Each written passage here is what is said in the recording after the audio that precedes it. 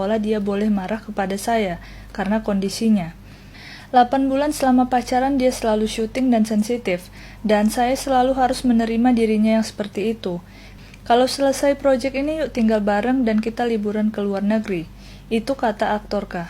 Dia awalnya meminta maaf dan terus meminta maaf hingga akhir tahun.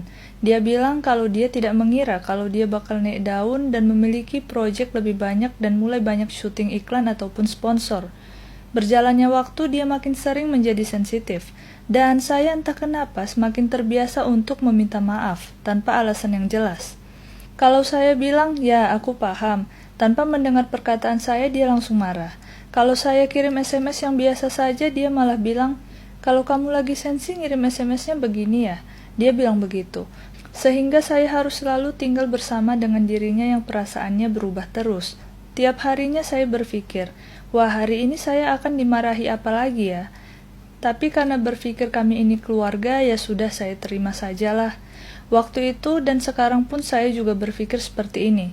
Karena stylist dan manajernya yang selalu mengikuti perasaannya, dia itu seperti biasa dan meminta orang tua bahkan orang-orang sekitarnya pun untuk mengikuti ataupun memahami perasaannya.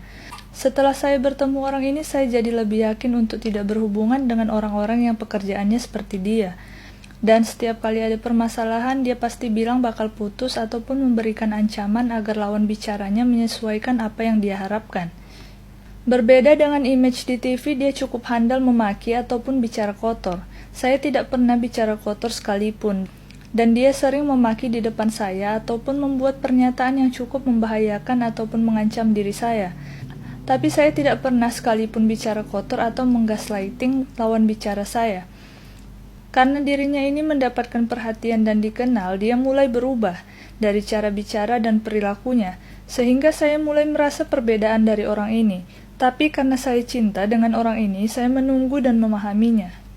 Dan saya melihat dia di media bilang kalau dia tidak punya pacar, dan saya mengira itu hanya sebatas image making seorang artis. Dia memang pernah meminta maaf atas pernyataan bohongnya saat di interview, tapi tidak cuma pernyataan saat di TV, saat dia dihubungi artis perempuan ataupun teman-teman artisnya, saya harus mengalami momen-momen yang menyusahkan.